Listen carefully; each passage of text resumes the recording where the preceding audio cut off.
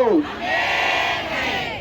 कामगार विरोधी श्रम संहिता वापस लो, कामगार विरोधी श्रम संहिता रद्द करा. किमान तर आमच्या हक्काचं, किमान तर आमच्या हक्काचं मनरेगा कानून वापस लो, मनरेगा कानून वापस लो, रद्द करा. लोकशाहीची गळचेपी करणं, जनसुरक्षा विधेयक रद्द करा. सर्व कामगारांना किमान 26,000 रुपये मिळालेच पाहिजे. सर्व कामगारांना सामाजिक सुरक्षा लागू करा. सर्व कामगारांना 26,000 रुपये किमान वेतन लागू करा.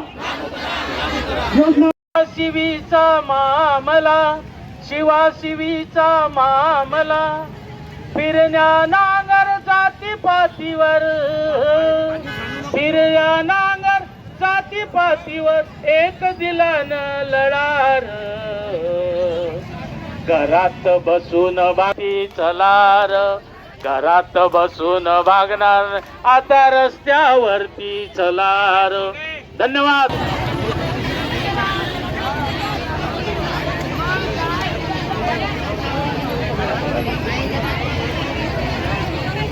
आज हा आपला देशव्यापी संप आहे.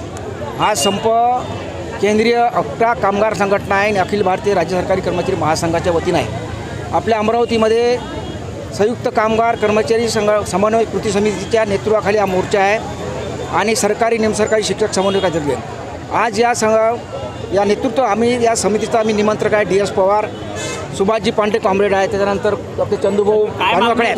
तर आमच्या मागे सर्वात महत्त्वाचे आहेत केंद्रीय कर्मचाऱ्यांच्या ज्या कामं आहेत त्याच्यात सर्वात महत्त्वाचं आहे का 4 श्रमसंहिता रद्द करा. कारण ह्या 4 श्रमसंहिता ह्या कर्मचाऱ्यांसाठी घातक आहे. या अगोदर 29 कायदे होते, परंतु ते कायदे मोडीत काढून फक्त 4 त्या 4 संहिता कामामध्ये कसं आहे की कर्मचाऱ्यांना आपलं स्वातंत्र्य नाही, बोलण्याचा अधिकार नाही, संप करण्याचा अधिकार नाही, शासनाच्या विरुद्ध बोलण्याचा अधिकार नाही. या महत्त्वासाठी आपण तो कायदा रद्द करा. यासाठी देशातील 30 कोटी कर्मचारी आज संपात आहेत. दुसरी गोष्ट जनसुरक्षा कायदासुद्धा रद्द करा. तिसरी बाब, सुरामांना पेन्शन मिळालंच पाहिजे. PFRD कायदा हा संसदेत मंजूर केला आहे, तो रद्द झाल्याशिवाय इकडे जुनी पेन्शन लागू होत नाहीत.